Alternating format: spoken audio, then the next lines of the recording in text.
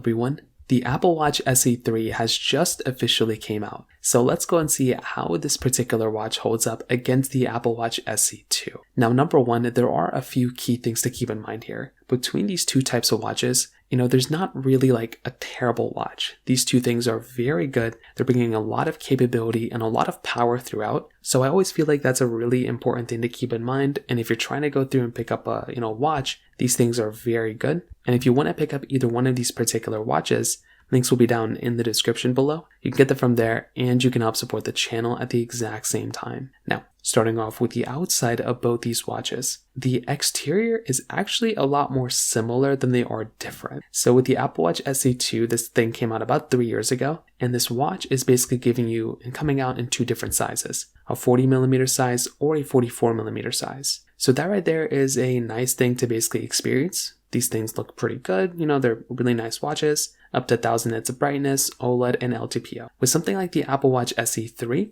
this one's it's the same thing with one more added feature. It's giving you the exact same sizes, 40 and 44mm.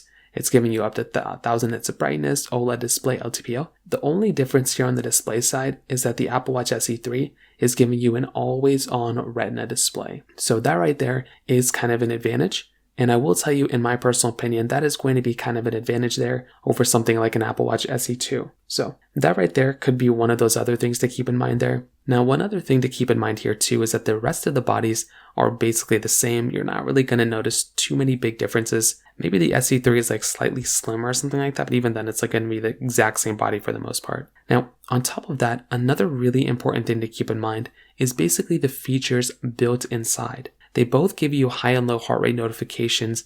The heart features overall within the Health app are essentially the same exact thing. They're both giving you sleep tracking, although with the Apple Watch SE3, you are getting sleep apnea notifications. So that is a little bit of an added advantage of something like that over something like the Apple Watch SE2. You're still getting vital, tracking. You're getting temperature sensing on the Apple Watch SE3, which is an added feature. The SE2 does not have that, but it still has cycle tracking. You're getting emergency SOS mode, water resistance is the same. However, with the Apple Watch SE3, you are getting 5G capability inside of that particular watch. So that right there is also another added advantage. Having 5G inside of your watch is a really cool thing. And once again, you're going to be getting that type of capability inside of that type of watch, which I think is another really awesome thing going on there. The battery life is estimated to be about the same, but the performance is going to be a little bit of an improvement. You're going from the S8 chip inside of the Apple Watch SE2 to an S10 chip inside of the SE3. Now with that added chipset, the newer improved chipset,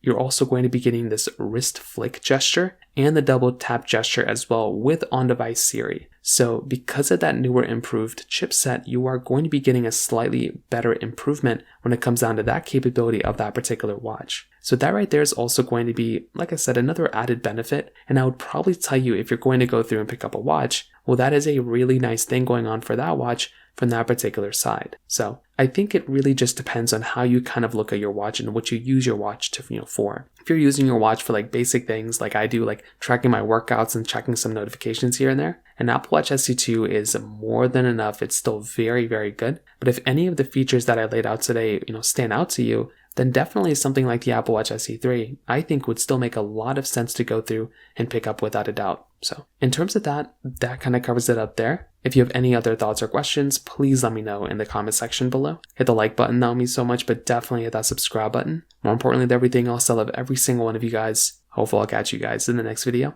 Peace out till then.